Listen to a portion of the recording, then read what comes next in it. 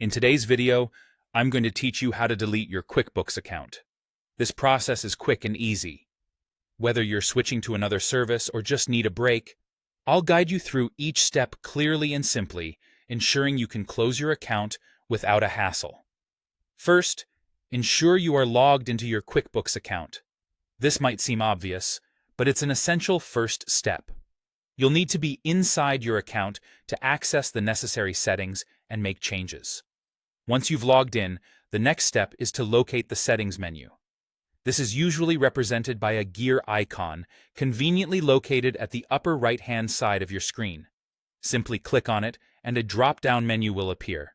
From this list, you'll want to select the Subscriptions and Billing option. This section is key because it's where you manage all your billing information and can make necessary changes to your account status. It's an invaluable tool within QuickBooks, especially when you're looking into the logistics of closing your account. Now, within the Subscriptions and Billing section, you'll need to look for the option labeled Cancel Your Trial. If you are still within your trial period, this button will be notably prominent, ensuring you can't miss it. Select this option, which will prompt you to the next page. On this new page, you'll see a button labeled Cancel Plan. Clicking this button will formally initiate the cancellation process for your QuickBooks account.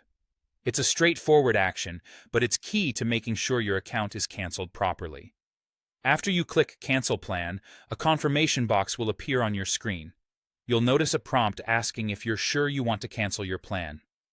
This is an important step that ensures you truly want to proceed with the cancellation. Click on Yes, Cancel to move forward. This will finalize your decision to remove your QuickBooks account.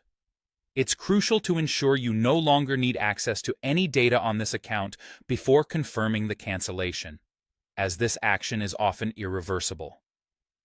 Once you've confirmed, congratulations, you have successfully canceled your QuickBooks account. Remember, if you change your mind or need QuickBooks services again in the future, you can always sign up for a new account. I hope you found this guide helpful. If you did, please feel free to leave a comment or reach out if you have any further questions. Thank you for watching and have a great day.